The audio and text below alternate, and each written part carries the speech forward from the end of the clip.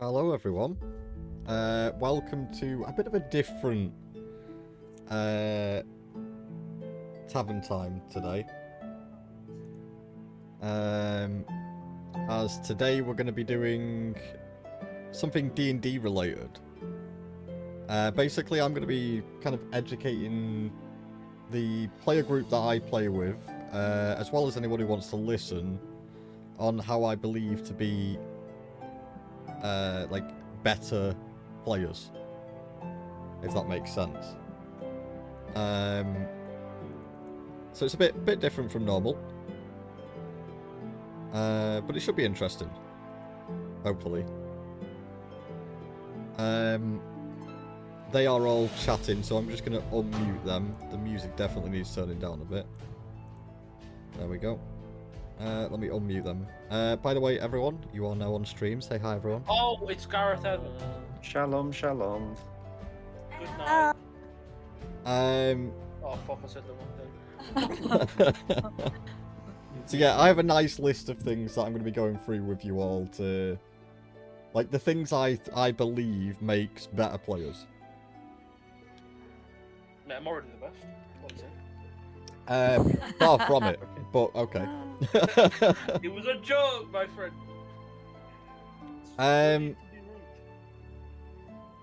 So, I suppose just getting straight into it. I'm a bit annoyed. We don't have two of our players. One is just AWOL. We have no idea where they are, and the other one, Too busy shagging girls. yeah, he's too busy with his girlfriend to be here. But we will get to a point to do with that as well. That is on my list. How's that on what the fuck? Hold on. I need to turn Phoenix up a little bit. There we go. All right, now I need to turn you down forever. I saw the opportunity. It was right there. Right, cool. So I'm just gonna get straight into this. With my little list that I've got below. Let me turn the music down a little bit. Yeah, you guys won't. It's on the stream. I'm on the stream. Let me just bring up Oh wait, no, there it is. thing on here as well, because I need chat.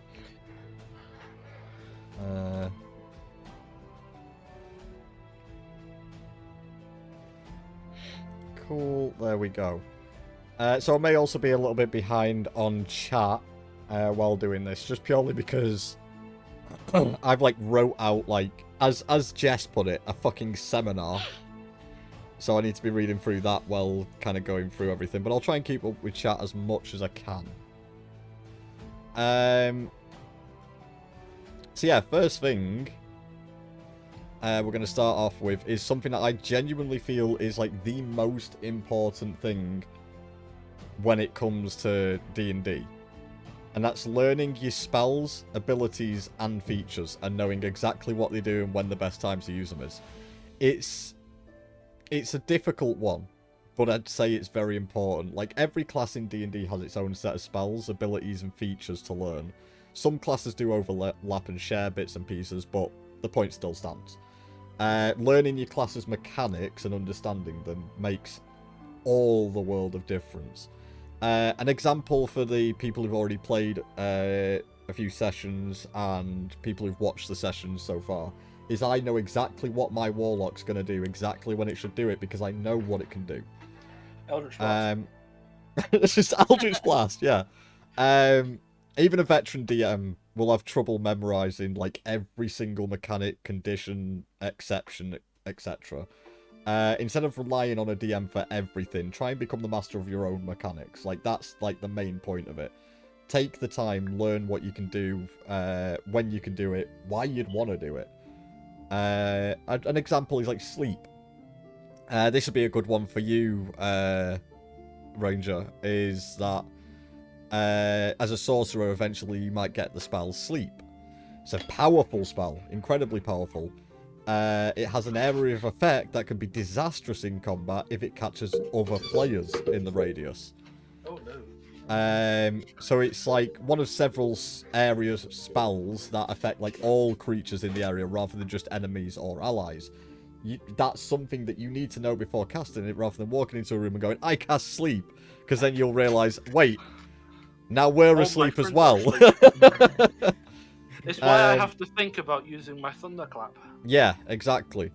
So like just be sure to read all text carefully, making sure you're using the abilities and features the right way at the right time, and it'll not just make you better as a player, but it'll also make you more popular with other players. Because as well as the DM, because they'll be glad that they don't have to do all the fucking work and babysit you.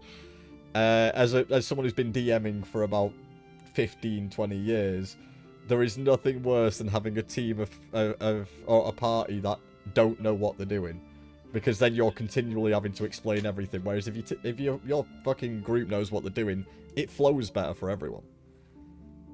That's why I'm happy I've learned about Thorn Whips and its workings. Yeah, exactly. The only thing I need to remember is the fucking dice rolls. Yeah, the dice rolls, I mean, you'll get to that, like, eventually. And dice rolls, that's something a DM usually happily guides you on anyway, because sometimes they'll want to nudge dice rolls as well. But that's at the DM's discretion, and we never know what actually happens with that. So that's my first point. Any questions on that? Cool. I'm regretful. You got your lovely husband right there. Well, being forgetful kind of leads me on to my next point, actually. My next point is take notes and get involved. Like, the most wonderful sight a Dungeon Master can see is a player who's actively taking notes on the story and the characters and the world. Because it helps the players get into the campaign at hand as well. Whether it's writing down major plot points, keeping tracks of various NPCs, especially reoccurring ones, or jotting ideas down of how you want to interact with the world, DMs will love you for that, because it shows that you're taking an active interest in the game. If the plot's a little bit more complex and involves conspiracies and rival factions, like, when a player is paying attention and able to, like, connect the dots and tie threads together, like, again, incredible. As an added bonus, your notes will also help keep the party on track and on the same page. Which is particularly useful for players who might have missed a session and need to catch up on what they missed. But overall, like, the simple fact is, like, no Dungeon Master has a perfect memory. It's easy to forget details or mix up NPCs, and they likely have, like, a mountain of their own notes to go deal with, don't you, Jess? And DMs just love it when someone else can take some of that pressure off them as well. Yes, it is very much appreciated. Again, the notes is you can have notes just dotted around of what your different spells and feats and stuff do as well, to help you keep on track of, oh, what could I do, and have you got your notes there of what you could do. So it's keeping notes is very useful. Like, I can basically track our entire campaign so far just through my notes. My next point is don't hog the spotlight. This is something a lot of people do.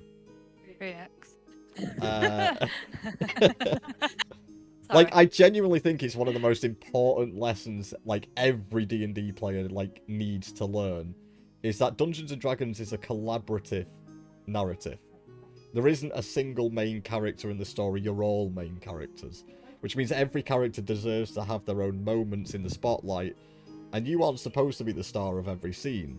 Hogging the spotlight is the fastest way to genuinely become an undesirable player that no one wants in the D&D group, and that's never good. I was joking, by the way. Other players need a chance to shine and let their backstories come to light. Like, nothing is worse than the player who insists on being the centre of attention all the time. Sometimes it's okay, in fact, I'd probably say encouraged, to just sit back and enjoy other people taking the stage. Yeah, I'm not gonna lie, I was gonna say, I don't really speak too much. Yeah, nah. Like, a perfect example of that is there is times where I will back off from the scene if I feel I've had too much limelight and go, no, someone else take this. Someone else take this forward. Someone else progress here. Because you need to give everyone a bit of the limelight. But on the opposite of that, don't avoid the spotlight. It's a bit of a weird balance to do, but it's one thing to not be the center of attention all the time, but it's another thing to swing the opposite extreme, and so much that you just fade into the background and never really participate beyond combat. I'd probably say the prime example of that is Rage. You do blend into the background a bit too much. I'm just paying attention to everything else, though. I mean, I get that, yeah. I'm not gonna lie. I mean, it's partly okay that a character's backstory isn't known, but with Rach, I don't even know what a character's supposed to be. No, I'm still. Well, I think learning. some of that is you're actually keeping that to mystery as well, aren't you? Yeah. I know, but like even like she just doesn't really do anything, is what I mean. Yeah. So it's like you can't really pick up on what her personality is like. I don't have a basis for what I think her personality could be like because she never really does anything, so I can't. Yeah. Yeah, mine's a create bit a more sense. complex. With certain things can be done at certain times, but I'm still trying to figure out what to do at what time. Yeah. Yeah, so you're still trying to figure out yourself. Yeah. Another thing I'd say as well is if your DM has set up a scene that ties into your backstory or progression, be excited and embrace that moment. Because after all, like, your DM has likely put a lot of work into making that moment happen for you. Don't make him regret all that effort, because the DM will most likely just go, I'll put that effort into someone else. Like, it's bad, but that's genuinely how it is. Like, DMs love their special moments with their players. Not only will the DM enjoy the emotional payoff with their own, like, hard work, but other players will enjoy seeing your character develop and change, and that's great for everyone at the table, because it's a chance for us all to learn something about that, like, that character. Like, a perfect example is with Rach. She doesn't really have much in terms of like, she's not had that much limelight at the moment, so it's all got that air of mystery about her character. But when that happens, it's going to be such a great moment for us all to kind of learn that, like, what's going on behind the scenes of her story. So always embrace those moments. Which I suppose also is another thing that leads me to my next point of always thank your DM, or be thankful for them. Because most DMs work far harder than any of the players do in order to make the game enjoyable. Just always appreciate them. I'll be touching back on similar things later with my list. Do we have any questions so far? Nope, cool. Right, my next point is something that seems to have happened right now. Always be on time. It's a simple thing, but it matters. Yeah. Like, if you know you're not going to make a session or you're going to be late, try to just give the group as much warning as possible. Life stuff happens at the end of the day. But where possible, be courteous. You know what I mean? Like, the fact that we've not heard from Scape at all tonight, and Venom just kind of had a passing message last night. Like, it can be annoying for like a lot of the times, but you know, things do happen. We'll probably find out later what's going on with that. Another good point is listen. Like, it's so simple, but I mean, at the end of the day, we all zone out from time to time, but try to at least follow what's going on, especially when the DM is describing something important. Like, this can be especially difficult with online games, which is how we're doing it. So close those fucking tabs when you're playing. Just keep the ones on you need, and just keep yourself engaged.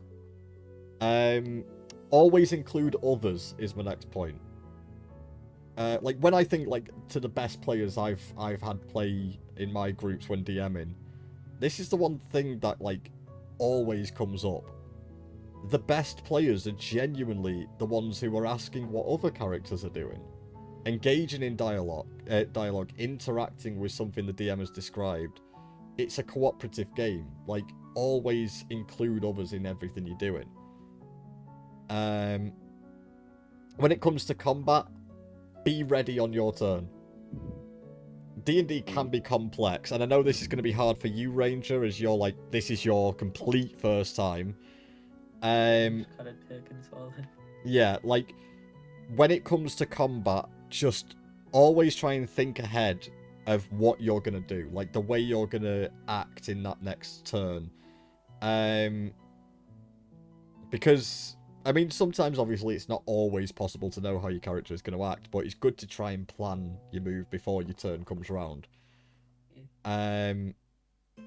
Because it's, like, it can be quite... I don't know what the word would be. It kind of slows the game down a little bit when it comes to someone's turn and they go, oh, I don't know what I'm doing.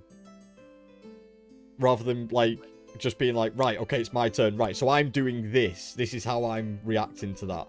Do you know what I mean? Like, try and pre-plan. It's not always possible, but just try your best for that. And always respect the Dungeon Master's decisions, even if you don't agree with it. I've had that so many times, like, where I've had players who just don't agree with my decision and then argue with me over it. It's like, I'm the fucking DM, shut up. Like... I'm the overlord of this domain. Yeah, if I said this happens, this happens. Well, got a visitor in the stream. Have we? Aye. Hold on, let me bring my chat back up. Escape. Escape, where are you? You're meant to be in this call, you know. Stop shagging the ladies, man. I'm at the AO. What's the AO Arena?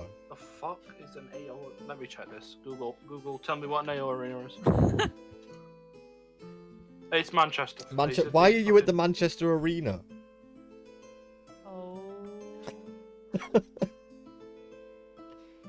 We'll have to take it all in through the stream then, won't it? Are you out watching a gig tonight?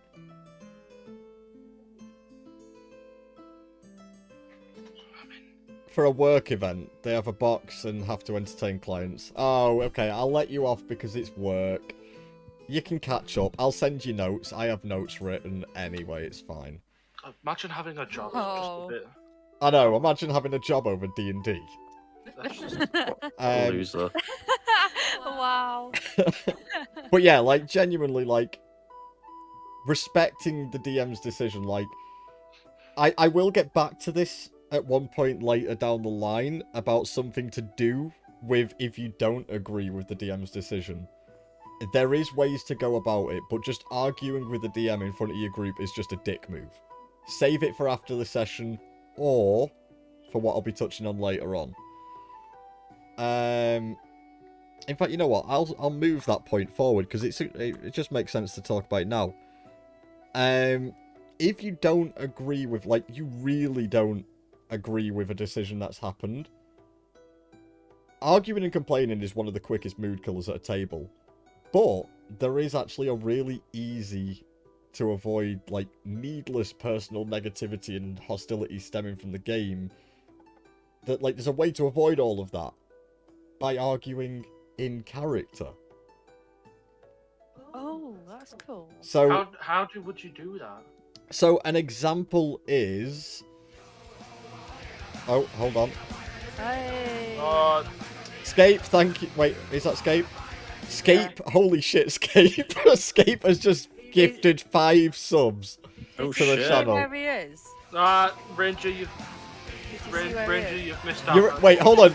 You're in the toilet right now and you've just decided to gift a load of subs. Oh, for James Blunt. I can't be arsed.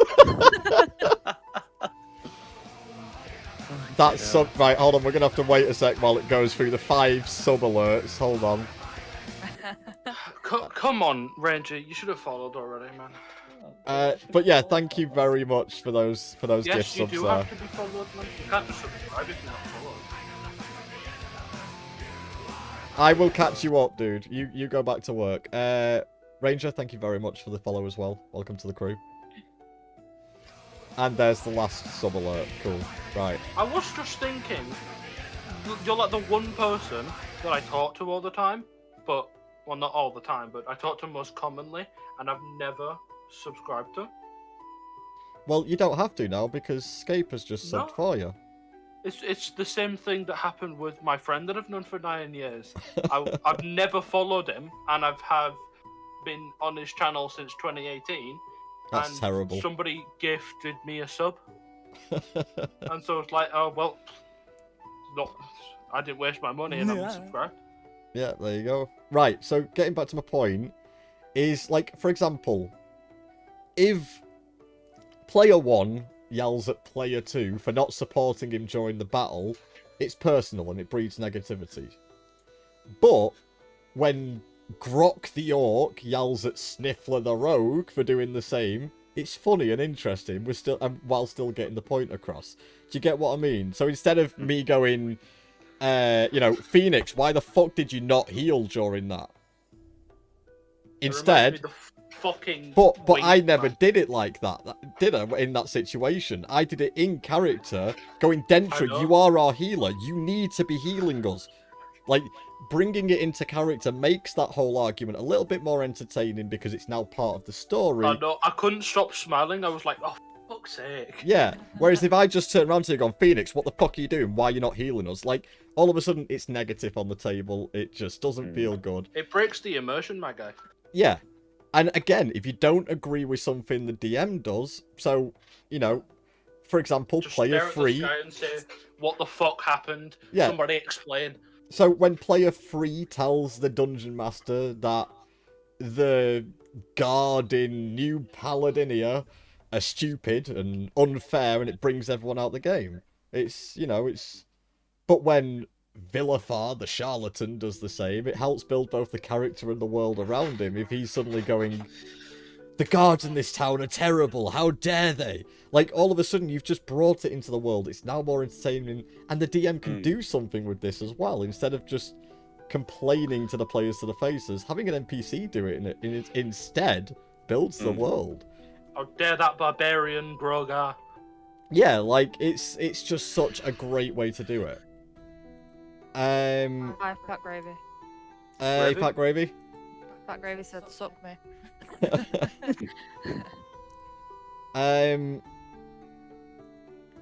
So yeah, like, that kind of finishes that point. I just think that's a far better way to do it. Another one that this goes especially for Ranger. Make a memorable character. I mean, this can go for the rest of us as well, even though we've now got our characters and kind of got situated. Don't be afraid to evolve in it a bit more and make it memorable. Because whilst combat and puzzles around Dungeons and Dragons are everywhere, despite the strategic elements, and it's hard, D&D remains a role-playing game. The game's great players walk the worlds of the multiverse, of, like, hundreds of unforgettable characters and heroes that we can visualize and believe in. And it's often more through the flaws and weaknesses than their actual heroic traits that we remember people for as well.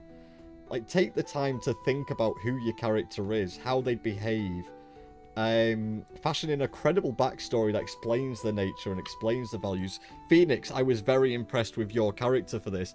The fact that you're very new to this as well. You've got reasons for why you act the way you act.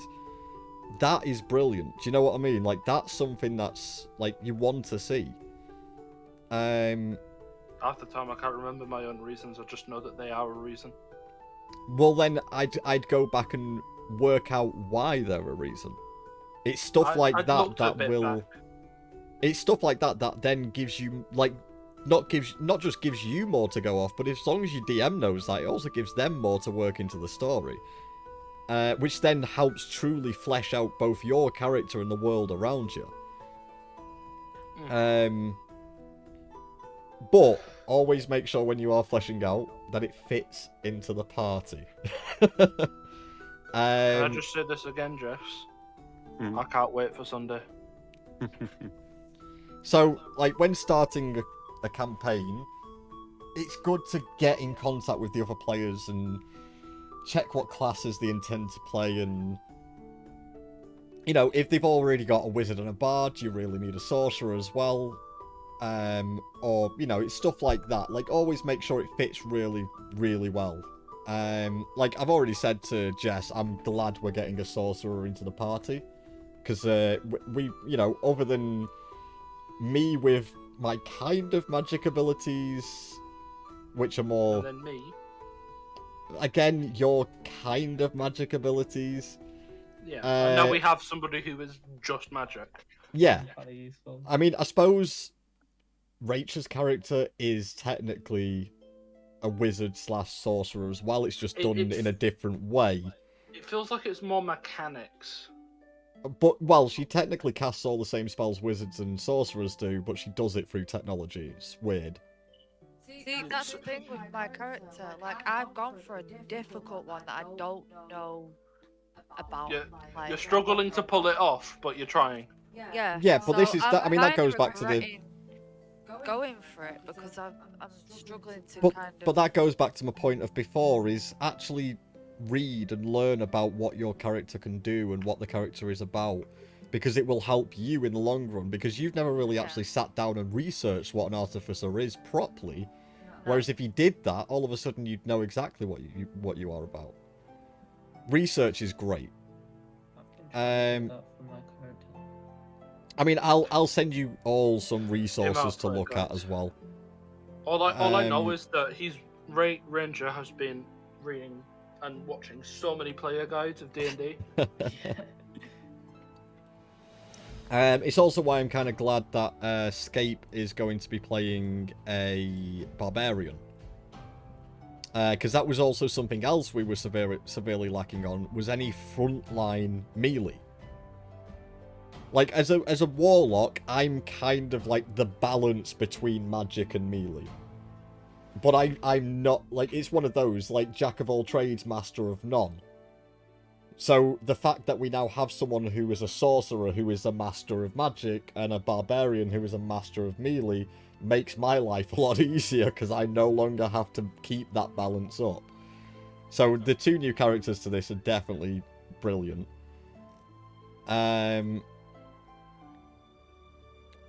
My next point was... hold on, where's my list? Have I got this... Have I got my list fucked up? Yes, I've got my list fucked up. Hold on. I messed up. It's fine. Bugs broke it. I did.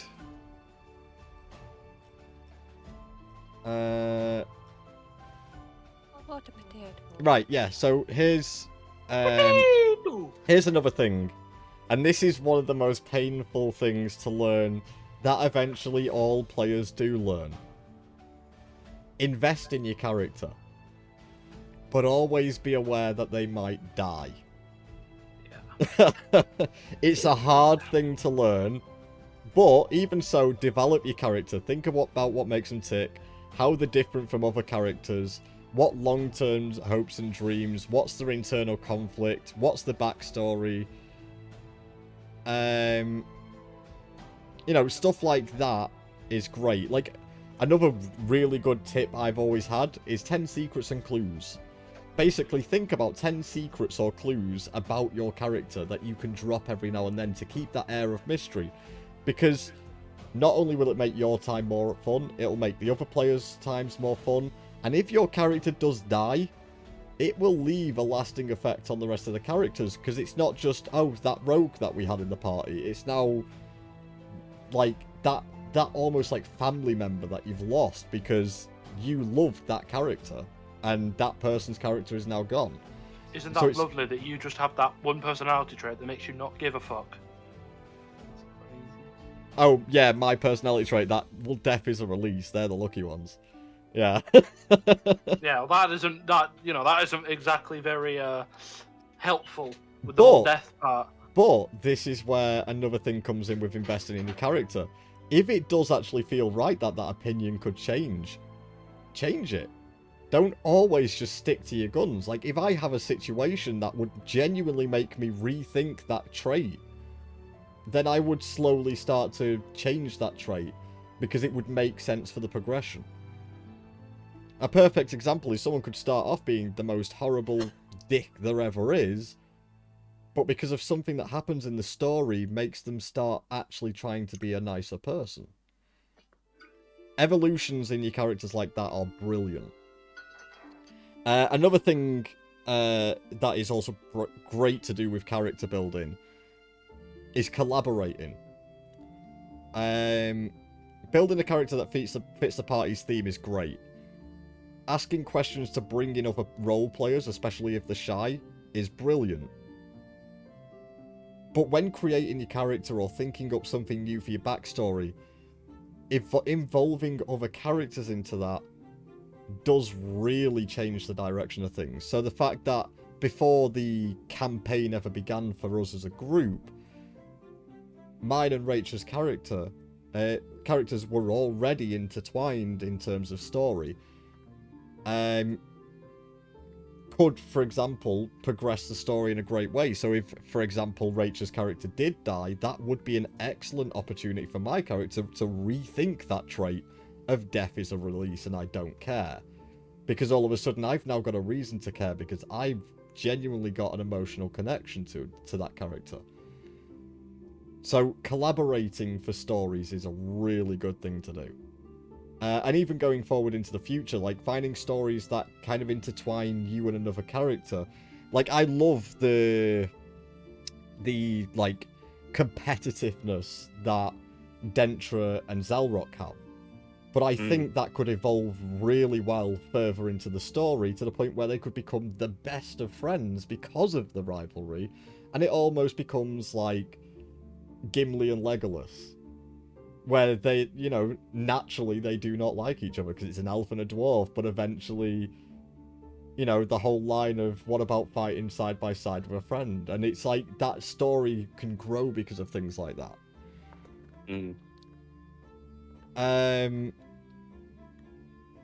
Another one that I did put on here, but isn't massively important, is getting the voice right. I wouldn't say it's a massively important point because you don't necessarily have to be... Sorry, I just read Fat Gravy's comment, fuck's sake. Just imagine your D&D character is a hentai character and get all that source for yourself. So you basically, that just makes you a bard. Pretty much. I'm just... With the voices, right? I'm never gonna be able to properly do that because I'm a guy playing a female. That's where you're wrong. You don't have to try and put on a woman's voice. For example, when I'm dungeon mastering and I am playing a female character, I do a lot of voices and accents and things like that when I'm being a dungeon master. They may not be the best, but I try. But if I'm playing a female character, I'm not trying to put on a higher pitched voice. I kind of portray it in the way I'm acting with the voice and the accent and the things you say, and you can do it that way. So a perfect example, I haven't got my notes here in front of me, but the lady, do you remember her name, Rach? The lady that you've been doing the missions for in our campaign? I don't know. But her accent is just very refined, darling. See, I'm not putting on a higher pitched voice, I'm just... Oh my. Yeah. Like, it's just having the attitude, you know what I mean? Like, you can portray it without trying to put on a female's voice. So it's not necessarily like you have to be the best voice actor or where you can completely change your voice to sound like your character. But I'd also say, like, your voice is the most powerful role-playing tool. So changing it even slightly, I mean, my character has not got a massively changed voice to my normal voice in this campaign. It's just a very slight change. So it's a little bit dark and grittier when I'm talking. Like, that's all it is. It's just that slight change, and that helps other people envision your character a bit more as well. And it will feel ridiculous at first, but do take time to sit there on your own practicing voices, just to try and find one that you actually like, that you're comfortable with doing, you can do a lot, and then go from there. Like, I genuinely say it's worth doing.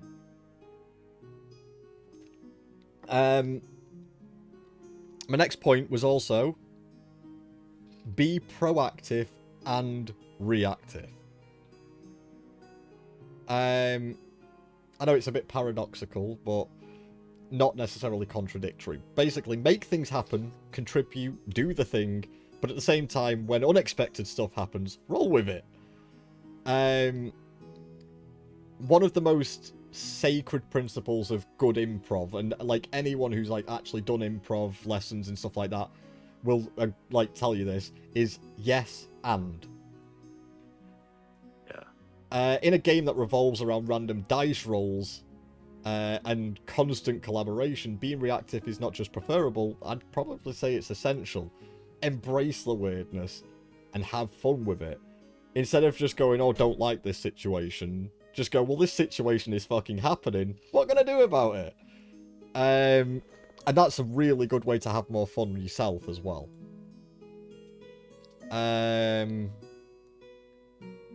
What was my next thing? Oh, make plans based on others' abilities. This is something I've seen a lot of players struggle with, where they just think about what they can do. And that's great, because it's important.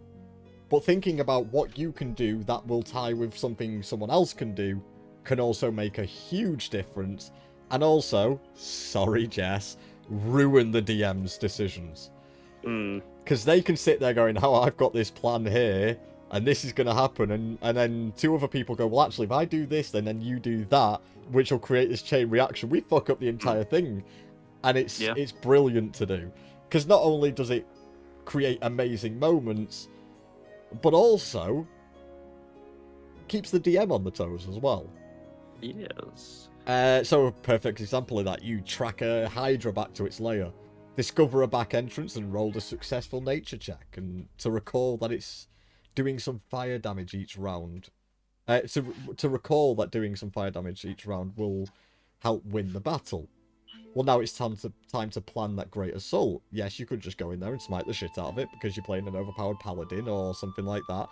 But you'll prove a lot more popular if not only you canvass everyone else's opinion on the best course of action, but even suggest ways of bringing their skills and abilities into the battle. Because all of a sudden, if you go, actually, sorcerer, have you got fireballs prepared? Get your fireballs in there. Make sure you keep those. All of a sudden, you look like more of a leader, for one, which is always cool.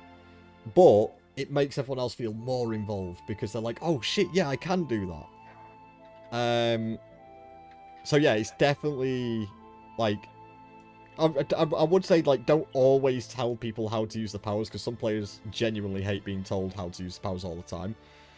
But make sure, like, any suggestion is literally a suggestion, is still worth doing. Speaking of other characters as well, get emotionally invested in other player characters. I know I've, like, already kind of mentioned that before. In fact, I've already covered that, haven't I? Have I messed my list up here? I think you You must. kind of backtracked on one of them. Yeah. I think I've messed my list up a little bit, but it's fine, it's fine. But yeah, I've already kind of covered on that, but, like, actually, like, I'd probably say, like, a more in-depth thing to that is wanting your party to succeed and to grow, and I suppose be willing to throw them into some risky situations. You know, you want to get to that point where you're invested in them as much as they are. Like, if you start caring about other people's characters as well, you'll feel more tension, you'll feel more involvement, as you're not only waiting with nervous anticipation during your turn, but during other turns as well. Get excited for what other people are doing. Be energetic for their decisions as well. Because it just makes it way more fun. Like, I get overly excited, I suppose, sometimes when other people do something cool. I'm like, yes, go on! Like, I can't help it. But it's a great thing to do because it makes the entire situation way more fun for everyone. You know, don't be afraid to have that one-on-one with another character to help progress the story, where you're wanting to learn about their backstory, wanting to learn more about them. A perfect example is, you know, you were saying before, Phoenix, that you don't really know that much about Rachel's character. But there is nothing to stop you saying, I'm gonna have a bit of, like, you know, a bit of time. I want to go and actually speak to her. I want to ask her some questions, try and learn something. And yes, she could quite easily turn around and say, I don't want to tell you, I don't trust you enough. But eventually that trust will build, and that'll then create a bit of progression between the characters. It's a really good thing to do.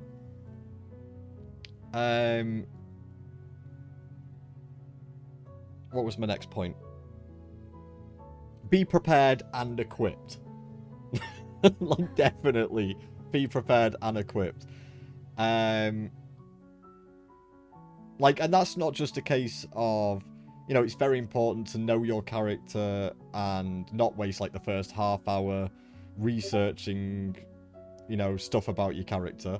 Learn all of that. Spend some time with that, as I said earlier.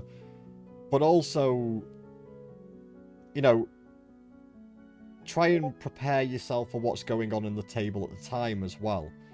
You know, if you're the last character in the initiative chain and they still haven't figured out what they're going to do, start canvassing the table for others' opinions on various spells or mechanics of and stuff like that. You know, be always prepared to keep on top of what's going on and always be equipped for any situation you're capable of dealing with.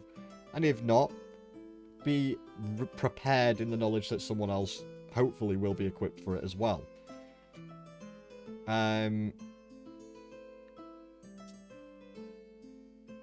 Yeah, I think that's pretty much it.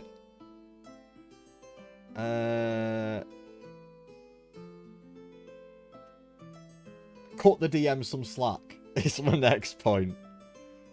Like, being a DM, at the end of the day, most of us are not Matt Mercer, and not even close and never will be, who I think is like the world's greatest dungeon master.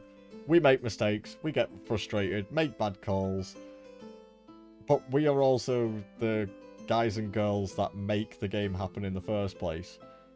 In this situation, it's chess. And there's a lot to be said for that. The hours and dedication that it takes to be a dungeon master often gets taken for granted. You'd never accept an invitation to a friend's party and then complain the beers they provided weren't cold enough, for example. You know what I mean? Like, you've always got to be... Like, what you thought was going to be a legendary party turns out to be a few dudes drinking cheap beer around the kitchen table. That's life. You have to accept when the dungeon master doesn't bring out the A-game, and be content with the fact that you're still having fun with your friends, and the next one will most likely be awesome, because maybe the dungeon master has something big planned, so thought we'll have a bit of downtime in this session. It's always going to happen, and just always, like, cut the DM a little bit of slack, as I said. Related to the to that as well is always show some love and manners. Never hurts to thank the dungeon master for preparing and running the session. Often that alone can be enough to motivate them to keep doing so. Do you know what I mean? Like, it's always good to thank them for it. Like, I'm even going to say it right now. I'm so thankful for everything Jess has put into this so far. My way of showing thanks is doing stuff like this to help him have a good party to go with, and also, like, I've been helping you out with a lot of things in the background as well, because it just I want to help any way I can. Oh, has he? Oh, in that case, fuck Jess. Okay. Oh, wow. Let me just quickly catch up with chat, because I've not actually looked at it for ages. Hold on, sorry. Oh, Amy's here. Hi, Amy. Fat Gravy's introducing the tentacle monster. Nice. I know, like, nothing about D&D. That's what today is about, though. It's about teaching people, like, little tricks and tips on how to be better role players, I suppose. We're all gonna learn somehow. Yeah. Hashtag Wheel of Jess. Yes. A lot right now. Yeah, you've also been watching your guides and shit, so that also helps. Yeah, I mean, once I've finished my points, which I'm nearly at the end of, I have 30 points in total, and we are now at 25. So we're nearly done, and then I'm going to let you guys ask anything you want, and I will go through and, like, help you with any of that. My next point is talk to the Dungeon Master out of game. That's a very big thing. Like, setting expectations for the Dungeon Master really helps them give you what you want as well. Yeah. Me and Ranger yesterday were having a chat with him. Mainly was to go over his character, but at first it was about my character. Yeah. And I thought it would be helpful if, he got involved, because his character needs a lot of fleshing out. Yeah. Because he never really had a backstory, just ideas and plot points. I mean, I can help you with that as well if you need advice. Like, I'm always, like, this is what me and Jess kind of said about my role here, as well as being a player, was I'm like the player master. I'm there to help you guys if you ever need help with anything. Like, if you want to, like, out of session go, right, I want to know a little bit more about what this skill is capable of doing, I'm happy to answer that. I'm happy to go through that.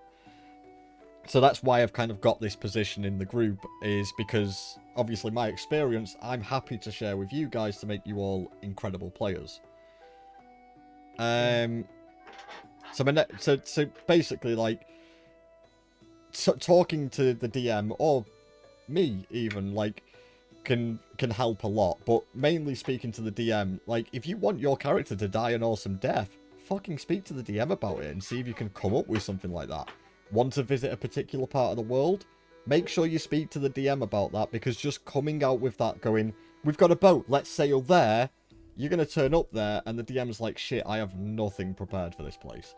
So make sure if you're going to have some sort of plan like that, speak to him out of game, let him have some time to organise that before you dive into it. It's tell them what you're going for with your character, and the DM can help shape the world to accommodate that. On the same note, doing these things in-game can sometimes really kill the mood. Declaring you want your character to die in front of everyone else can ruin your character's awesome sacrifice to the team. Telling your DM their mystery is boring and you just want to fight stuff is great feedback before and after the game, but during the game, that sort of direct feedback doesn't really help, and again, hurts the mood. Save it for when you aren't actively trying to slay goblins, and instead just speak to the DM out of game. If there's something you don't like, something you do like, something you want to happen, talk to him. A DM will usually help accommodate that and make it better for everyone.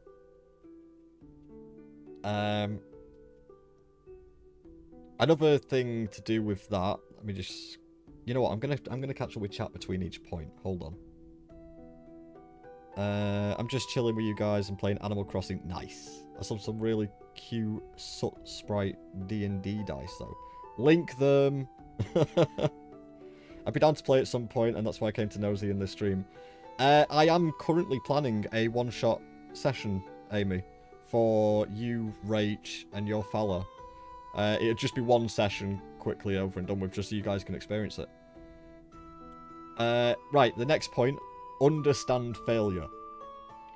This one is really hard. Like, not even as, like, a player, as a dungeon master as well. Like, I've seen players take this hard. I've been a dungeon master and taken this hard. I've been a player and taken this hard. But understanding failure is important. Failing a skill check or saving throw on something important sucks. But being able to take a hit without pouting or giving up completely makes you a good player in general. Not just at D&D. If things are going badly for you, don't give up. Double down and get more involved. Encourage other players to try and help you, and groan when things get worse. But disconnecting yourself from the game doesn't make future failures hurt less. It just makes the eventual comeback less rewarding. I mean, you know, going to the DM point, good DMs need to be a bit of a masochist, because the quality of our work does not stem from how difficult we are to outwit or beat, but how spectacularly we're able to lose all the time. If a player can take up that ethos as well, like, they make the game so much more fun for themselves and other players. So be willing to, like, adapt and have fun with the failures. A good example, again, is Venom. That was a great example of embracing the failure, was when he rolled a natural one trying to jump over a fence, and he rolled with it, a face planting in the dirt and struggling to get up. That shit works. It's great. Another example of rolling with the failures, of how it can improve the story, was the bridge. Yes, I know you've probably all had nightmares about that, all the players. That fucking bridge nearly Please don't killed... remind me. Yeah, don't. That bridge nearly killed the entire party more than any monster has so far. I almost died if it weren't for you. But, Yeah, no, if it weren't for that rope. yeah, but it's those failures that made that bridge so fucking memorable. Do you get what I mean? Yeah. It's always good to roll with the failures and have fun with it. Whenever I talk about this campaign, I always like to mention how so far the most dangerous thing has been a bridge. Yeah. Everything got there. quite a lot of them. So my next point is know the tone of the game and what's acceptable as well. Like, don't be that guy. Some groups will find murder hobo shenanigans and wacky debauchery funny and memorable, while others will think you're just being a creep. Get a read on other players, ask them if you have to, but while deceiving a woman into having sex may be acceptable in a Three Musketeers style game, in most groups you're probably going to make most other players uncomfortable. Like, always be aware of that. I've played bards who are all about having sex with everyone and everything. In the right party, it's incredibly fun and it's hilarious. In the wrong party, you just look like a fucking freak. Like, it's hard to gauge, but once you get round to it... An example is my character in this campaign. He's flirtatious. He's willing to openly offer sexual favours. You've probably seen that a little bit already with when we were in the tavern and we met the tavern keep's daughter, and straight away when she was showing us to our rooms, I said, are you going to be joining me tonight? But I'm not pursuing that, and I'm not progressing that because I know this isn't the kind of party for that. It's always good to try and, like, I'm purely having that in there just for a little bit of, like, character building. Yeah, character development about myself, but with no actual aim to pursue it. So it's all about knowing what's acceptable within the game you're playing. I only wonder what would have happened if she responded with, yes, I am following you. Then we'd probably just go for a fade to black scene and be done with it. Fair enough. Followed within the morning, you know, making a few jokes about it. Although that wouldn't have worked because that session ended at the night. Well, then it So would have begun been in the next session, and then, you know, that's when you then make jokes about it. Funny. I heard you all night. Yeah, exactly. Stuff like that. Like, next time, can you keep it down? Like, stuff like that, you know, it helps with the story. It's a bit of fun. My next point... Even the horses were scared of you. My next point, make a character you would want to be friends with. This is something I see, like, really missed a lot of times in character development. Like, I see so much focusing on making an interesting character, but in my mind it's like far more important to make a likable character. Good flaws are overrated. You have enough of those for them, you know, already to show through in play. Backstory is mostly overrated.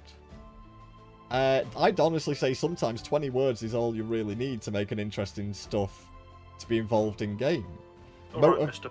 Several paragraphs. Yeah, that's different. No, it's not different at all. I just get carried away, that's my problem. You do indeed. I'm not saying don't do it, I'm just saying sometimes it is a little bit overrated. Motivation is not overrated. At all. Having a driving goal for your character to really help you stay involved and make your character easy to understand, absolutely amazing. Over and all, if you ever have to say, but it's what my character would do, your character probably sucks. And I know that's really harsh to say, but it's true. Like, if you have to use the excuse of, but it's what my character would do, and that's why I'm doing it, it's probably not the right character to have in the party you're in, because you're having to make excuses for it.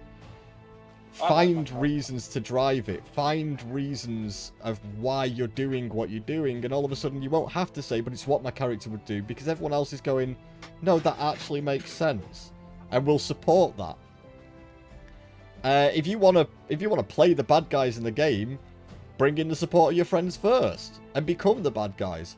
Want to play a shadowy loner who works behind the scenes to get things done? I'd probably say you're probably more suited to being a dungeon master, to be fair. Because those sort of NPCs are great antagonists. If you want to be a shadowy loner who works behind the scenes to get things done, you'd probably make a better DM than a player. Because those sort of NPCs are great antagonists. That's right, Jess, I'm coming after you then. No, I'm not.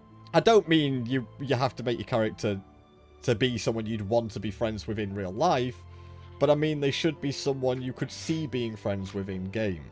No, but I would be friends with my character in real life if they were real. Yeah. I mean, that's what you want. Slight, nice character. They don't seem like a bad person. They'd probably steal my coins sat on my windowsill, but, yeah, you know.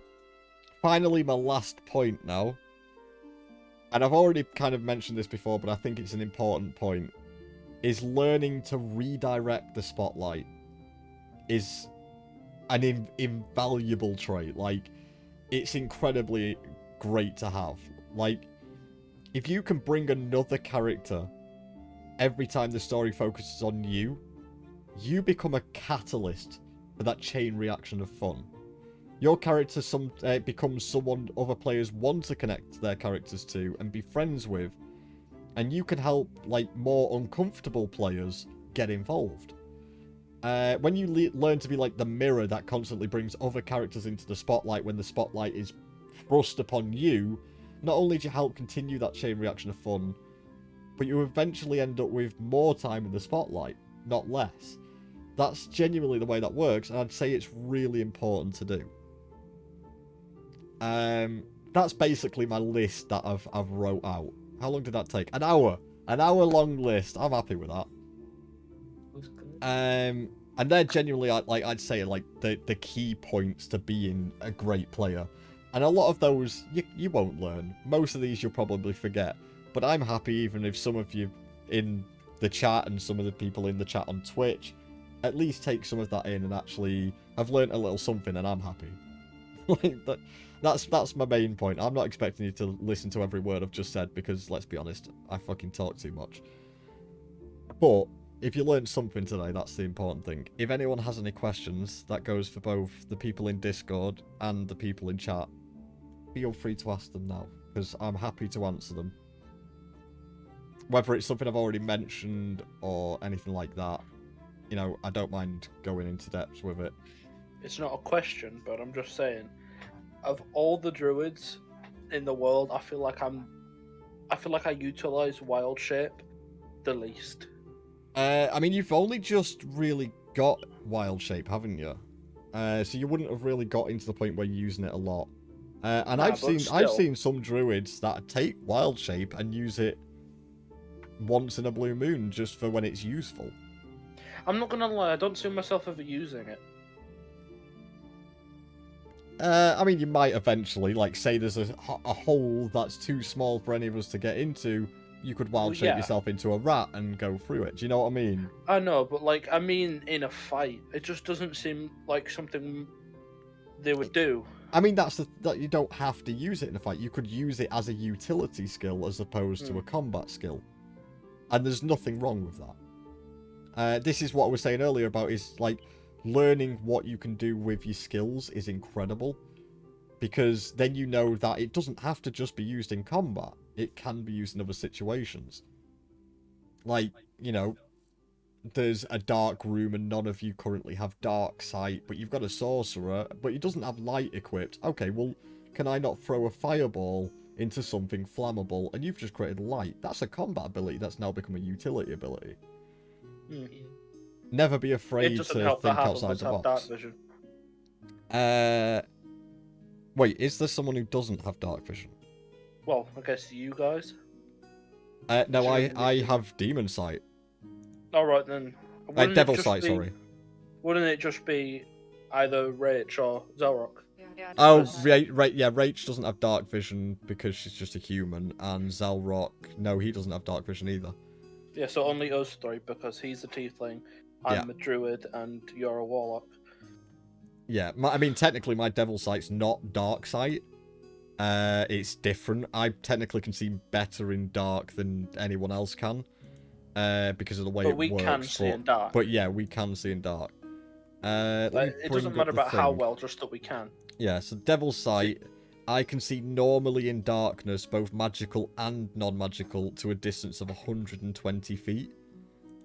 I think we can see 120 feet, but it's like not normal. It's like either like Yeah, so dark vision, it's you can see dim light within 60 feet as you, as if it was bright light, and in darkness as if it was dim light.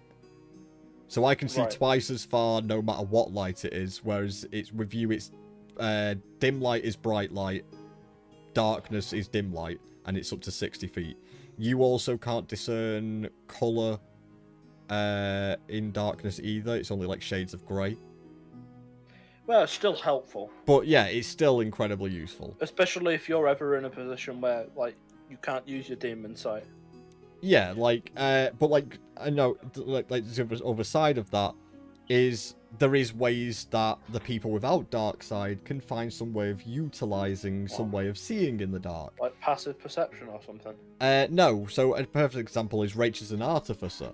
One of her skills allows her to imbue an item with magic.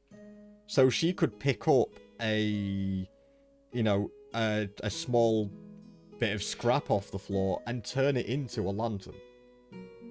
That's the way artificers work. So she does also have ways to see in the dark. I'd probably say the one who'll struggle the most is Zelrock. Yeah, because he can't really see in the dark, and like. And if he creates some sort of light source, he's also going to struggle hiding. As a rogue, that's difficult. Yeah, I mean, it doesn't help that he's got bright white eyes. Because he can't see with those eyes, but people can see him. Yeah. Like, this is a bit of a. Well, I don't know whether that's permanent, the bright white eyes, actually. Well, I know for concurrently, my character's bright white eyes, they are always. Yeah. It's And like I it's say like concurrently me. because I'm not going to go into the details about it, but it will change. Yeah, it's like my character. I can make my eyes glow green, but they're not permanently green. Yeah. A bit random, but how do sorcerer origins work? What do you mean? Like, because I always see origins, but I never really know what they mean. It's like druids have, rings of the whatever. I guess she's struggling. So like how I struggled with Rings The of the only ones Forest. I've seen actually get talked about properly is draconic, but Oh, do you mean like your origins of your spells? yeah. Right, I mean that's purely what it is. It's like it basically describes the source of where you get your innate magical power. Because the difference between sorcerers and wizards is wizards don't necessarily have like an innate ability to do it. They learn how to do it through books and spell scrolls and research. Whereas sorcerers, they just have the ability to do it. It's like a natural thing to them. Or it might not be like, it could be any reason behind that. It might be like you were born with it, or it could be that you made a deal somewhere to gain those abilities. I mean, that's usually a little bit more warlock, but I have seen sorcerers go for that kind of thing. I mean, there's loads of different ways you can go about that. But those different choices in your origins can change what features and spells you can also gain because of your history. So the reason why usually Draconic Bloodline and Wild Magic are the two most spoken about origins for sorcerers is because they are the only two listed in the player handbook. Oh, okay. But in total, you have You've got Draconic Bloodline and Wild Magic. Then you've also got Storm Sorcery, Shadow Magic, Divine Soul, Clockwork Soul, Aberrant Mind, Pyromancy, Rune Child, Mage of the Prismari, Mage of the Quandrix, Favored Souls, Giant Souls, Phoenix Sorcery, Psionic Souls, Sea Sorcery, Shadow and Stone Sorcery. I may have missed something off that list, but that's just trying to remember, like, properly. So it's all about basically working out, like, how you want your sorcerer to be, and then work out an origin that fits that. Like, for example, I love Clockwork Soul. But that's because I like kind of mechanism type things. Like, to be fair, I probably wouldn't play a Clockwork Soul sorcerer. I'd probably play an Artificer instead, because it's more like an evolved version of a Clockwork Soul. But like that power arises from either Mechanus or a realm, like a plane of existence shaped entirely by clockwork efficiency. And like that's where you draw your powers from. And some of the stuff you get from that is really cool. So it's a case like, try and work out what your sorcerer's, like, what you want the direction to be. If you want your sorcerer to be a flame-throwing guy, go Pyromancy. If you want to be like, controlling storms, go Storm Sorcery. You know, it's all kind of working out where you want to go with your direction and picking off that. I'd probably say some of the more advanced stuff like Rune Child, Prismari, Quandrix, Favored Souls, Giant Souls, all that lot. I'd probably say avoid them because it's your first time playing and they do get very complex. But I'd probably say anything out of the Player's Handbook, Xanathar's Guide to Everything, or Sword Coast Adventures Guide. Like anything out of those, they're really simple origins to go for sorcerers. Alright. I will, in fact, let me grab a link for you. Roman, Yep. didn't you say you wanted to have more fire-oriented character? I guess, but I was also maybe thinking like illusionary. Right, I'm going to chuck that in... Oh yeah, because of the cards. Yeah. Right, I'm chucking that in character help for you. This is what I've been looking at. So that'll list all the origins there. And, you know, click through them, see what the different abilities are. You know, spend a bit of time and work out which one you want to go for. Hold on, let me just have a look what Amy said. So I think I would like to be some sort of, some type of fairy or pixie. But is there rules on powers and things? There's rules on everything in D&D. But pixies and fairies are a race in D&D, and there is homebrew rules for actually playing fairies and pixies. So yes, that is more than possible in D&D. In fact, when my daughter tried D&D at one point, she played as a fairy. And she had a lot of fun with it. So yeah, more than capable of doing it. Do we have any more questions? Not that I can think of,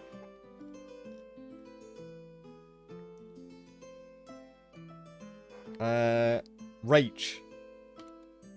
What? Artificers. I'd actually like to cover these a little bit more. This is what Rach plays as. And they are an incredibly complex class, but incredibly fun. Now, Rach has played in the past as, what have you played as? Druid,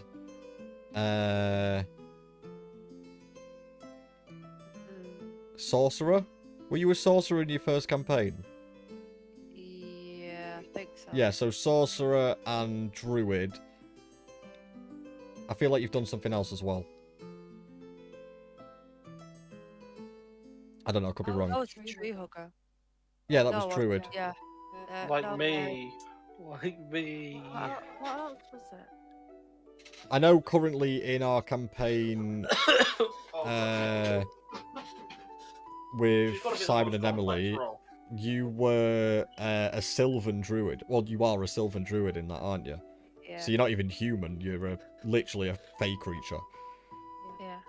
So, like, they're not massively complex. They can be complex, but Artifer's probably, like, your first truly complex character. But they're only complex in certain ways because of the way they cast the spells. Basically, like, the description that D&D has for them is the best way of describing it. They're masters of invention. They use ingenuity and magic to unlock extraordinary capabilities in objects. They see magic as a complex system waiting to be decoded and then harnessed in their spells and inventions, rather than seeing magic as magic. They use, like, a variety of tools to channel their arcane power. To cast a spell, an artificer might use alchemist supplies to create a potent elixir, or calligraphy supplies to scribe a sigil of power, or tinkerer's tools to craft a temporary charm. The magic of artificers is tied to their tools and talents. I'd probably also say few other characters can produce the right tool for a job as well as an artificer can. And that's the basis of them, is they, you know, they do magic through technology.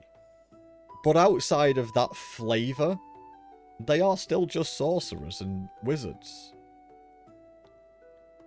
They just do it through things. So a perfect example is you effectively firing a firebolt at someone by equipping an explosive bullet into your rifle and shooting them. It's still a firebolt, but it's the flavor of putting it into a rifle as an artificer. Do you get what I mean? Yeah. And that's basically the way to think about it, is look at your spells and just think, how could I make this work with technology, and throw that flavor in there. Flavor, like, is a very important thing as well in D&D. Like, always be willing to add the extra bit of flavor. Don't just go, I cast this. Be, you know, if you want to do that, fine. But never be afraid to, you know, like, an example is something I did with my character. I could have just gone, I cast Eldritch Blast. But instead, I said I aimed my pistol towards him, and then purple energy swirls around my hand and around the pistol, and the Eldritch Blast released from the end of the pistol. Adding that bit of extra flavour into it can make the whole story feel amazing. Amy, what kind of things can you do as a fairy? Let me get up the fairy race thing, because I can't remember it exactly off the top of my head.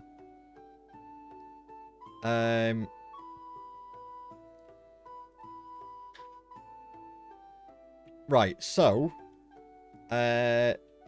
you'd pick characteristics depending on what type of fey creature you are, because fairies aren't necessarily, how would I put this? They're not necessarily pixies. Fairies just means you're from the Feywild. Usually like small elves with insectile wings, but some fairies have slight differences about them. So the first thing you do is you choose your characteristics. So it could be that your wings are more like that of a bird, or you have like shimmering multicolored skin, or exceptionally large ears, a glittering mist that constantly surrounds you, or like a tiny little unicorn horn on your head, or your legs are actually insectile, like your bottom half is like a spider, that kind of thing. Even as something as simple as you just always smell like fresh brownies. Being a fairy allows you like a lot of freedom and stuff like that. Actually being a fairy itself in terms of like abilities, doesn't really grant you that much. I know you do get Druidcraft and Fairy Fire as standard, and I think you also can eventually get Enlarge/Reduce spell. Let me just quickly check. Yeah, you can, which allows you to like grow things or shrink things, which is pretty cool. But most of your abilities, like races, give you a few things. but most of your abilities come from your class, not your race. Your race just gives you, like, bonuses on top of what your class is. So instead of just being a fairy, you'd be a fairy sorcerer or a fairy wizard, or if you didn't want to go in the magic direction, a fairy archer. Like, there is different ways you can go about that. Probably finding equipment for a fairy archer would be a bit harder in terms of finding better equipment, because I wouldn't be sure there'd be very many tiny little effective bows lying around, but yeah, it's definitely doable.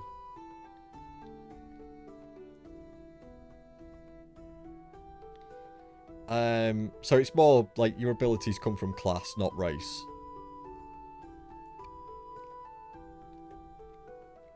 Any other questions?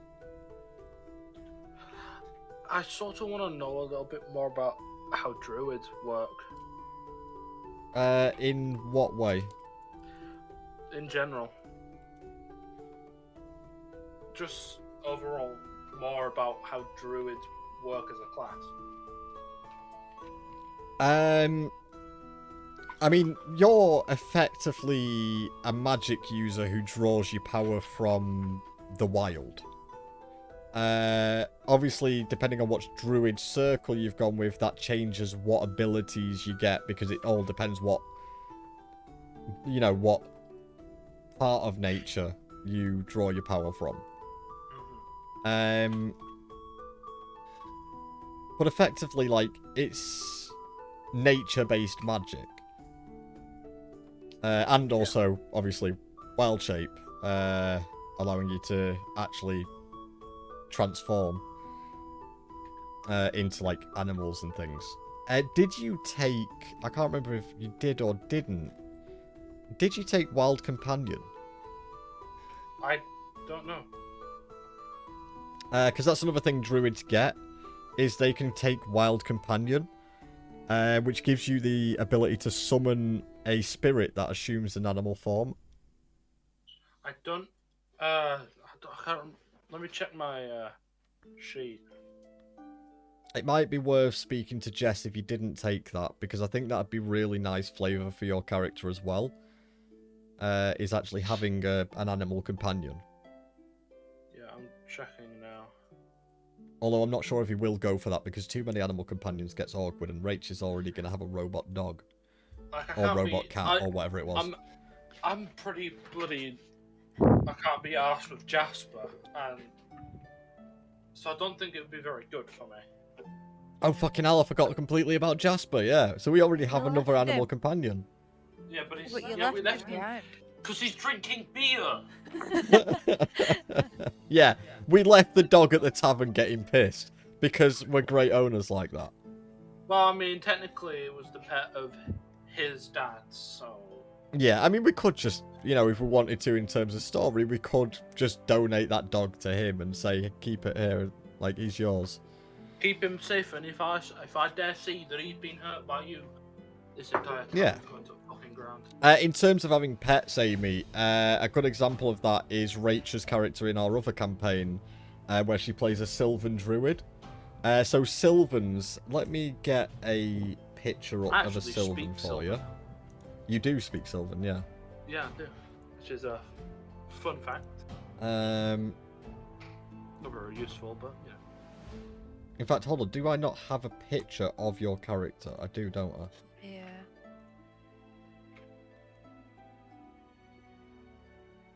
Alright, after you're done with that, I've got a question. If I can find where the fuck it is.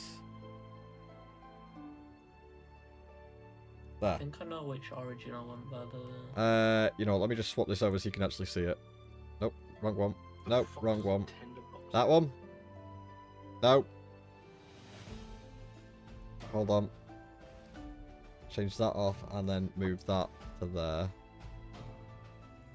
There we go. That is Rachel's character. So Sylvans are, like, genuinely creatures of the wild. They're another Fae-type creature, but she is the closest thing to a nature human. Actually, Ranger, have you seen all of our characters? Or what they look like? I think I've You seen them in the general chat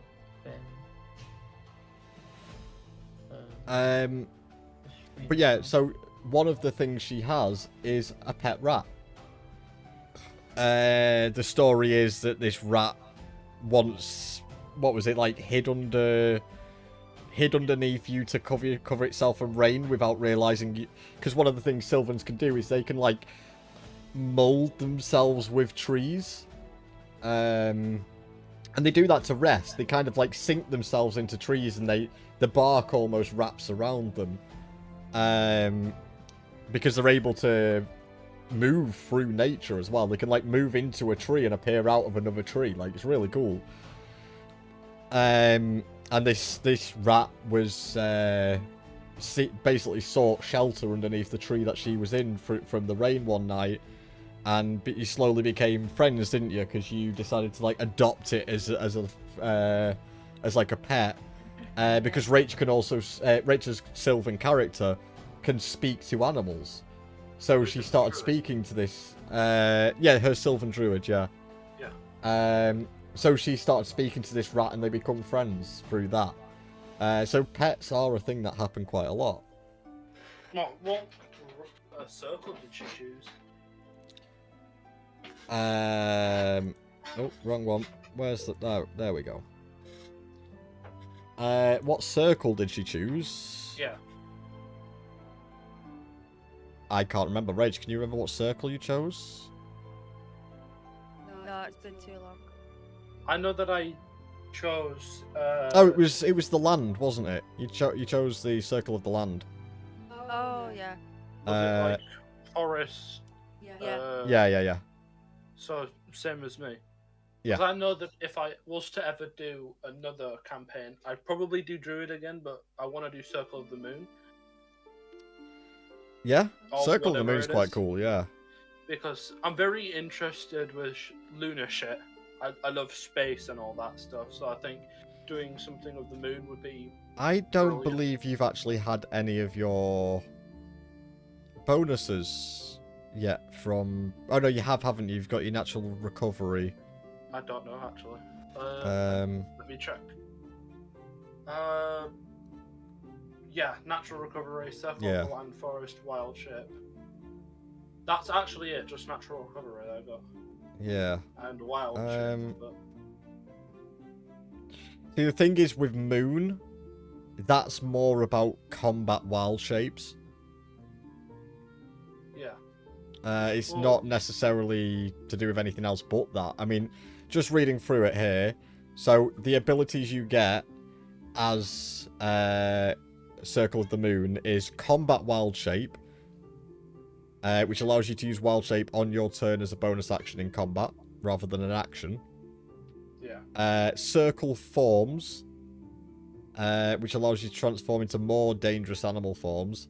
Primal Strike, which allows your attacks in beast form to count as magical. Elemental Wild Shape, which allows you to transform into air elemental, earth elemental, fire elemental, or water elemental. And then Thousand Forms at level 14, which means you can basically alter your physical form in more subtle ways, allowing you to basically cast Alter Self at will. So it's more about actually wild shaping rather than anything else. Alright, never mind on that one then. I'd probably say I'm- land does suit you the best. I'm not really a fan of wild shape. Yeah. It's just not something I find too... Well, like I said, I'd have wild shape as more of a utility skill rather than a combat like skill. if I ever need to turn into a horse because you guys are getting tired on the walks, like, why not? Yeah, if there's ever a small gap, turn yourself into a small animal. If there's anything ever up high when you've eventually got it, turn Or yourself turn into a bloody bird. eagle. Or Yeah. something like that. I'd love to do another campaign with a different sort of character because I've always enjoyed magic, and especially magic that gives more of a spatial vibe, if you know what I mean. Like stuff that looks like stars. I mean, you if you could know what I mean. probably go for a temporal type magic. That's very spatial. Trying to think what else there would be. I mean, anything in illusion works for that, definitely.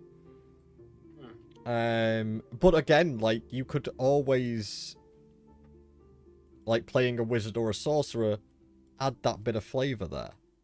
Fair enough. Like, you can always alter things for a bit more flavour. So a bit of advice towards that is, if you wanted to be some kind of space sorcerer, instead of just saying I cast fireball, I weave my hands around and a small comet appears, and I throw that towards the enemy. All of a sudden it's space themed because it's a small comet. It's still fireball. Do you get what I mean? But it looks like a small comet. Or when I cast magic missile, it's like a shooting star with little stars coming off the back of it. Do you know what I mean? Or if you use an ability that's like a big fireball, just say, I cast upon the sun and let the Yeah. light of a million stars fall upon you. Is the Divine Soul Sorcerer subclass origin? Divine Soul's really cool. So it's like sorcery magic that's actually from gods and stuff. It's really cool. That sounds sick. You know, another example of flavour, I'm going to go to something that I absolutely love of D&D, which is Critical Role. Campaign 2, Chester. She is a cleric, tiefling cleric. And a great example of flavour. Flavour is basically something that is completely unneeded, but if you do it, makes it so much fucking better. So, clerics get an ability called Spiritual Weapon, and that creates a flying, floating weapon that can attack on its own each turn. Her spiritual weapon, every time she summons it, is a giant lollipop. Wow. That's just flavour. Just adding that bit of extra flavour in, of just going, but why not? Why not just make this cool like that? I'd love to get on another campaign because, you know, I don't know how to get onto campaigns. I don't even understand how the hell I got myself into this one. Because you were there one night when we were talking about it, I think, and you went, I want to try it. I was like, well, fucking try it then. Simple as that. I'm so fucking happy I was there because this is so much fun. It is. I love D&D. Like, I want, even though I'm in the middle of this kind. So another example, actually going back to flavour, another great example of flavour is not being afraid to evolve your flavour as your character gains in power. But if you're going to do that, don't do it too quickly, because then it's not got quite the same effect. So a perfect example of that is, at the moment I swirl purple and green energy around my hand or my sword or my pistol to fire Eldritch Blast. But eventually I might evolve that to when I fire an Eldritch Blast, it's actually more like a skull flying towards them with the purple-green energy coming off the skull. And that's like evolving the flavour. I don't really have a flavour right now. Well, you do, because you could just go, I cast Thorn Whip. Instead, you add the flavour of thorns start appearing around my hand and slowly drop to the floor as I whip the thorns, this long vine-like thorn to their leg and pull them. That's Have you ever watched Doctor Strange? Yes. You know how he makes the symbols and whatever when he's about to do something? Yeah. I like to imagine it's something like she does those, and then when. But it'd be more like wind, like I suppose it'd be like sort of. like wind and leaves and stuff appearing as she's doing it. Yeah. Yeah. I mean, basically that, but in a greener color, like something that invokes more of a nature feel rather than a mystic feel. Yeah. And once that's done, it's almost like a flash. So that you don't really know what's happening, but you know it's happening. Yeah. And then she's got whips on her arms. They're lined with thorns, and they're going straight for you. Yeah. See, that's what I mean by adding flavour, is never be afraid to do that. I also really want a colour that I want to be represented with this character is a goldish green. Yeah. like both gold and green, because one, the emeralds, and two, the staff is made of gold. Yeah. And I like the idea of someone. I mean, that being works in really well for a nature. druid anyway. Like, I just like gold for this character. I feel like it makes so much sense Yeah. that her energy would be a gold color. Yeah, I mean, it makes sense to me as well. Especially with the redesign, by the way. Well, Yeah, we'll something find like that out that. in story. Yeah, actually, something exactly like that, Roman. Yeah. Yeah, I'll send it in German. but it works differently, of course. Obviously. Just the symbol, what that is before the blast. Yeah. Yeah. Something like that, if you know what I mean. Yeah, yeah. I mean, that's entirely up to you on how you portray that. Like, this is what I was saying, like, you are in charge of your character. Don't be afraid of being a little bit different and trying new things. And if you try something and it doesn't work, well, it's okay, just don't do it next time. Do you know what I mean? Don't be afraid of trying these things. It's like, you know, some things you just don't need to add, but you add them because why not? It's cool as fuck. Like the fact that I have the packed weapon. And obviously my ties with my character is very underwater based. So when I bring my rapier out, it's got little barnacles around the handle. And bear in mind, that rapier isn't on my person, it literally just appears in my hand. But when it appears, there's now barnacles on it. And that's actually something that's telling towards my story, but I'm not going to tell you why. No, I'm actually very intrigued for all of the stories, but the character I'm most intrigued for would be Regnar's. I don't know why. I helped create some of the backstory, right?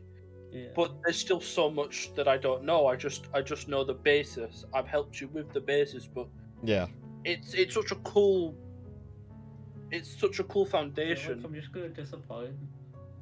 No, because like I was hyped for Cog's character, and I thought that of all the characters I was going to have the most conflict with him, but it turns out Zelrock is the guy that I'm going for the most.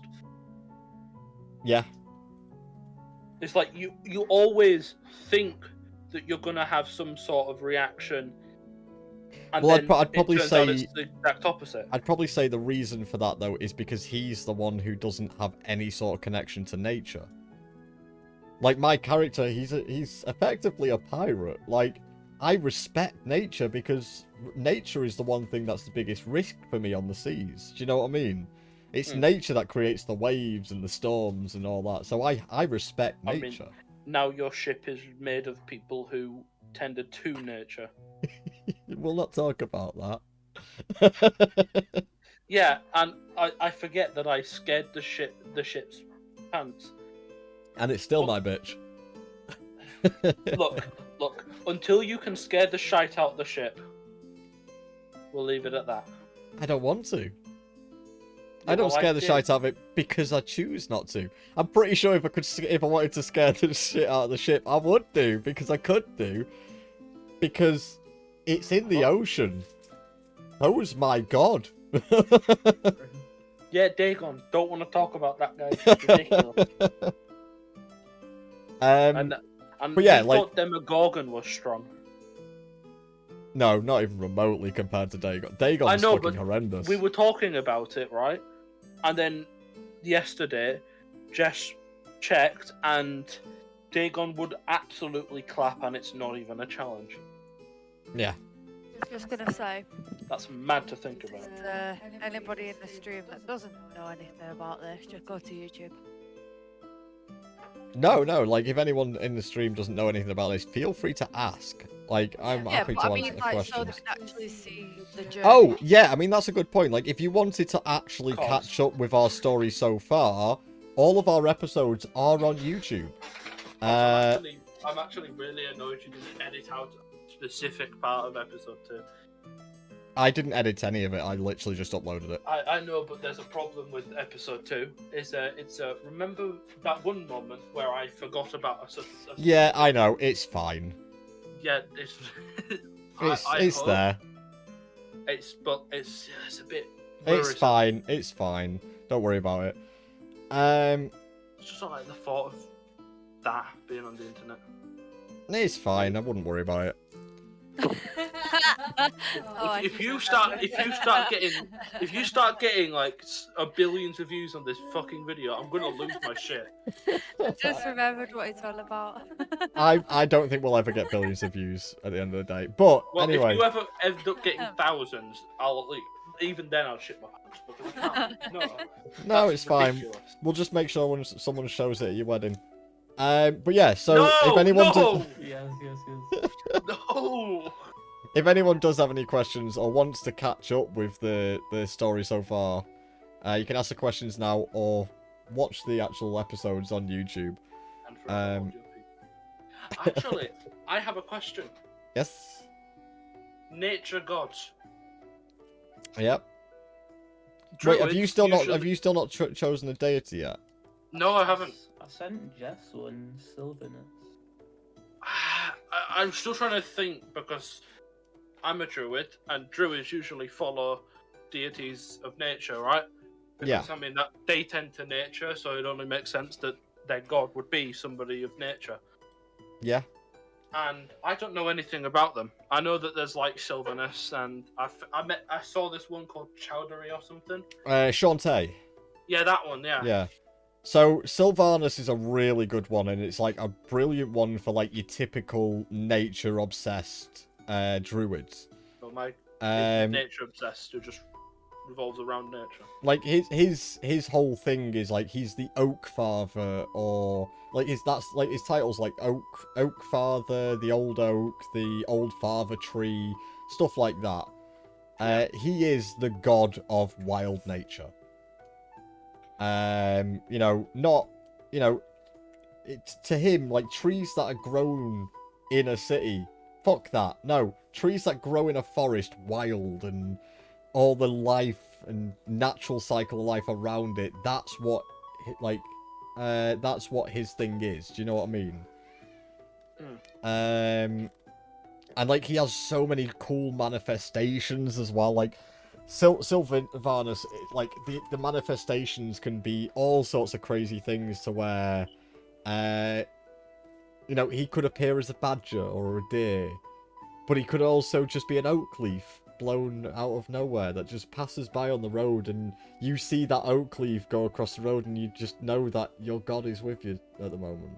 And it's really cool, like how he has these little faint things. Sylvanas is brilliant. I'd definitely recommend that for like wild nature. The other option is Shantae. She's more the goddess of life and bounty as opposed to nature, but she is known as the Earth Mother.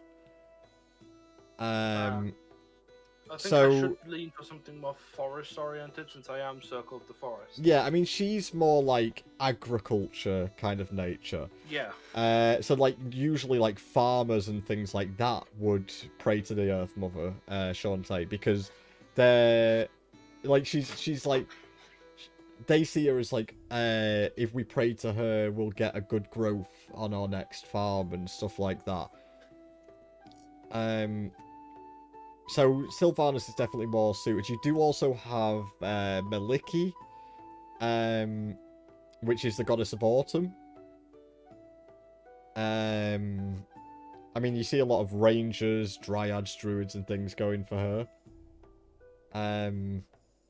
Her thing is forests, so I mean that does suit you. But not quite as wild nature as Sylvanas. I feel like Sylvanas might be more down my character's alley, but yeah. My character isn't entirely about wild nature. If you did want to go a little bit more unusual, yeah, you do have Eldath. Who? How do I spell this? The Green Goddess or Mother Guardian of Groves. she's the best way of describing it is peace, and glades and that kind of nature. Of waters. Yeah. I don't know what character this is. I can't find it. Usually, Eldath? Yeah. How do I spell this? Eldath. It's a lesser god. Eldath. Yeah. It's a lesser god, but still a really interesting one because of the way it works. But the only problem is that's more towards pacifists. Seeing Mothers of Water doesn't exactly fit very well. Yeah. Not with my character being seasick. and So all yeah, that I shit. would probably recommend mostly Sylvanas to suit your character. Yeah, I think I might go for Sylvanas. Yeah. It makes the most sense. It doesn't fit entirely, but it fits mostly. Ranger, if you are wondering, no, you do not require a god unless you're, like, I do have history. It's something to do with my backstory. Right, okay. Because there is people who don't believe in gods. Rach, your artificer, she does not believe in gods, does she? Am I right about that? Oh no, she does believe in gods, but she doesn't follow a god, does she? No, I don't think it does. I mean, the gods are real, correct?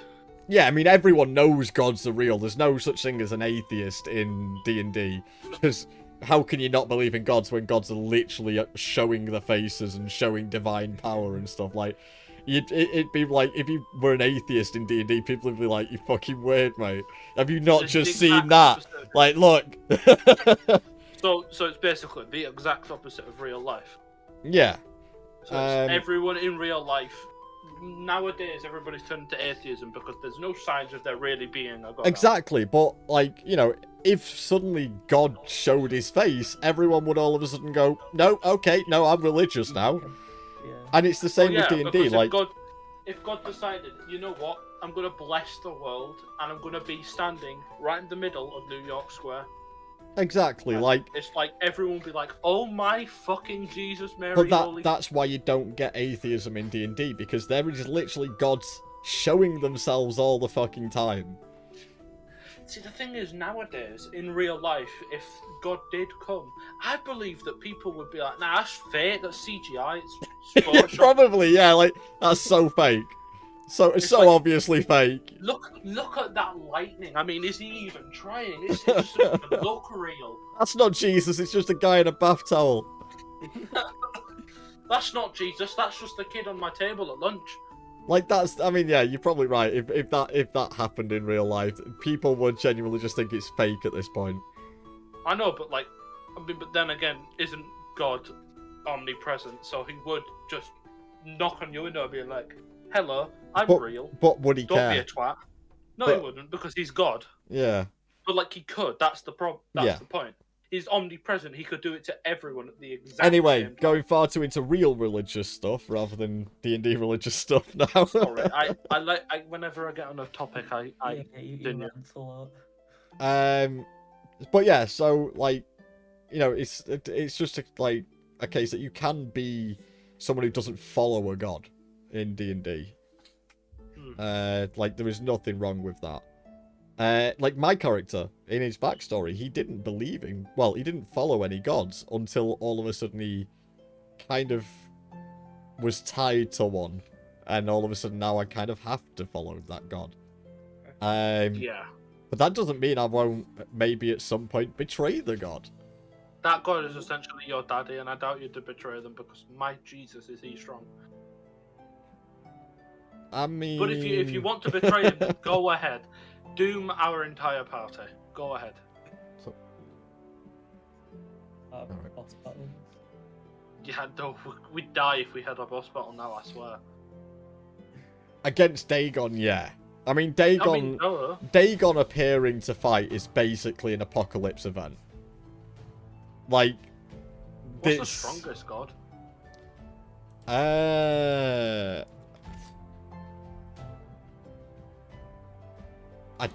don't know, really. That's scary. Is it based on challenge rating? I'd probably say...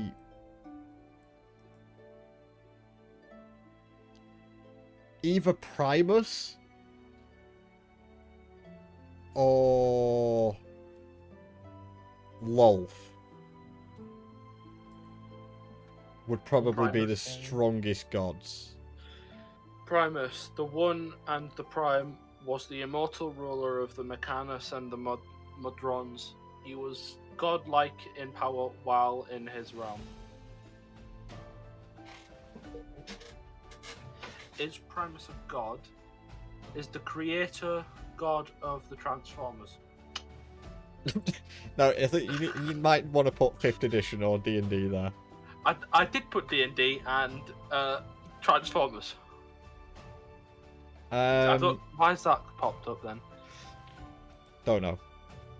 So yeah, I'd probably Primus. say... In fact, no, Lolth is probably one of the most powerful gods. Oh wait, no, Primus is dead. Well, yeah, actually, yeah, Primus is dead, so... Yeah. Primus was killed by Orcus during the Demon Lord's quest to become a deity. I'd probably say in terms of, like, actually having to fight them, I'd probably say Lol. Lolth. Yeah, the Queen of Spiders. Lolth, D&D. Queen of Spiders, that's sad. I thought it'd be something cool. Oh, God of well, the Orcus. Queen of Spiders as well as the Queen of Demon Web Pits and also the most influential goddess of the Drow within the Dark Seldrine. She is literally the darkest god there is. Alright. Lolth versus Dagon. Who gets clapped quicker? What, if Lolth was fighting Dagon? Yeah. It would depend where they're fighting. Space. Why not? Then Lolth would win. Because Oh, if they were near water, Lolth wouldn't stand a chance because of Dagon's power. I feel like Dagon just relies on water. Well, I mean, he is the god of the deep. Yeah. It's so... demonic powers. Demonic gods. Why be so strong? Where's the ones that aren't demons? Well, there's like The gods that aren't demons. I mean, there's quite a few, to be fair. Like, what's the strongest one that isn't a demon? Because it seems all the strong ones are demons. Demon Lord Gang. Shut up. You think you're the only true demon? It's true. I don't know off the top of my head. Like, I mean, technically, most of the gods are demons. Kind of. That's just weird. I mean, Sylvanas isn't, is he? I mean, it depends don't- on you. I mean, no, he's not. I mean, most of the gods aren't demons. Knowledge is power, then Orgrimmar would be the most powerful god. Who? Orgrimmar? O-G. Yeah, okay, yeah, I get that. So is Sylvanas strong? Yeah, Or is he not? yeah. How strong? I wouldn't say he comes within the top 10, Okay. but he's strong. Like, Right. I mean, you've got like the Lady of Pain, Asmodeus, Bane, Cyric. Like, those are all really powerful Isn't gods. Asmodeus dead? I swear I saw something saying he was dead. No, he's a former deity. Yes, correct. Yeah. What position would he be? Him versus Dagon. Let's go. Alright. Shah. Shah's Shah? probably the Mistress of the Night. Shah's rated 17th on this 18 most powerful gods ranked. Oh really? Yeah. 18 most powerful gods. I mean, I'd probably say Shah is probably weaker than Sylvanas, but probably Yes. Sylvanas probably isn't as strong as something like Lathander or Ogmar. Alright, so what I'm seeing, I've seen Yes, something. Sylvanas is 12 on this. Oh, there you go. So yeah, From what I'm like I said, he's seeing, probably it's not in the saying top 10. It's saying that Lolth is first, then it's Orcus, Primus, aka the Prime Mover, Lady of Pain, Pelor, Asmodeus, Cyric, and then Bane. That's Yeah, the top that 8. list kind of makes... So Lolth is first. So I was Yeah. right about Lolth being fucking badass. I only know that because my original my longest term character that I've played, their god was Lolth. Alright, I'm finding something contradictory, because as referenced by D&D Beyond, apparently it's Chaos. Father of all and nothing, followed by Paladin. I don't know what this means. I mean, I suppose it also depends on your setting. This is something else as well to think about, is there's different settings in D&D. So some things might be within the Forgotten Realms, some things might actually be elsewhere. Do you know what I mean? Like, not all D&D takes part in the same place. Yeah, I get you. Like, personally, I actually play a lot of my campaigns when I'm DMing as in being in Exandria, which Exandria was the world created by Matt Mercer of Critical Role. Where are we? We're in the Forgotten Realms. That's sad. That was basic or something. Forgotten Realm isn't basic, it's just the general setting where most D&D stuff happens. So is it just like Earth or something? Yeah. Why is it forgotten then? It's just the name of it. I mean, it's not the name of the place. It's just Forgotten Realms is what they call it, because it's not just. What's the best way of describing this? I remember when D&D Beyond. Not important. Like, Forgotten Realms isn't necessarily like Falrun or anything like that, which is like the areas. That's just like Forgotten Realms is just the campaign setting, and it's all about all of the realms. So it's not just. Oh right, so Forgotten Realms is everything. Yeah. Right, so Forgotten Realms is like Alexandria and then something else, but it's all. No. It's more like you've got other realms of existence within it, within the Forgotten Realms, which also includes like the layers of the Abyss and stuff like that. Like it kind of encompasses all of it. So it is everything, but not in the same way as Earth would be every country. Yeah, effectively. So it's like It's just. it's like Is if it you just the name of all reality? Yeah, effectively, yeah. So it basically works like if you want to get from, let's say if this was real life, but it's how the Forgotten Realms works. Yeah, if you want to go from the UK to USA, you have to go through a like fucking another dimension or something. No. I don't know how to explain it. No. Right, Exandria is an entirely different universe. Oh, I'm to not Forgotten talking about Realms. Alexandria. I'm just talking about traveling. Then we can go by boat. An example is where we are at the moment is Saltmarsh. Yeah. That is just a small fishing town in the Viscounty of Salenmore, which is in the southernmost part of Kaeland. So it just goes bigger and bigger. Kaeland is the realm we're in. Right. But you could sail from Kaeland to somewhere else. Do you get what I mean? Right, okay. That makes sense. Because Kaeland is like a kingdom kind of thing. So it is just like the world is. Yeah, effectively, yeah. So it's like traveling from the UK to Iceland on a boat. No, it's fine. I'm trying to. I can't remember off the top of my head what the. I think it's Oerth is the actual name of the planet. So Oerth. Real original. I know. Then again, it never is. It's always something like Earth, Terra, or something like that. So I think it's something like that.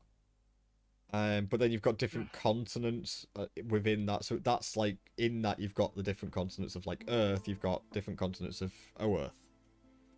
Right, okay, got you. Would the Abyss be counted as a continent? What's that? The Abyss. No, the Abyss is like... Best way of describing that is like hell. Or heaven. Yeah, that's what I was thinking it was. So they're realms outside our own, like different dimensions. Yeah. And even going into that, like... That's a whole nother rabbit hole. Just an example of how deep that goes. We can get there at another point, right? Another point in time, we'll be able to explore that. Yeah, rabbit hole. yeah. So, for example, in D&D, there's 9 hells. Yeah. Which is crazy to think of rather than it just being one hell. I know, like, the Abyss fought something that's more like... It's like, that's like over a 400 different layers of the Abyss. Like, it's insane. 400? Yeah, because like the things of the Abyss fought some, like, different area. It's like more lawful. Yeah. Because the Abyss is more chaotic. Yeah. So I there's believe there's actually 666 layers of the Abyss, if I remember rightly. I think it is that. And all of it is hell. None of that's hell, no. The 9 hells are different. Right. That's just the way. Like, it's complicated when you start getting into like the deep lore of D&D. But again, you don't have to worry about any of that really as a player, because all you have to worry about is what your character knows and what your character doesn't know, and everything else the DM will fill in. Yeah. Like, right. Anyway, on that note, I am gonna have to end here.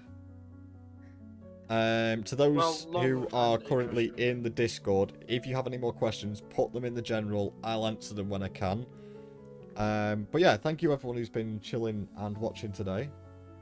You guys have been amazing. Hopefully you learned something today. Yeah, I'll see you all on the horizon.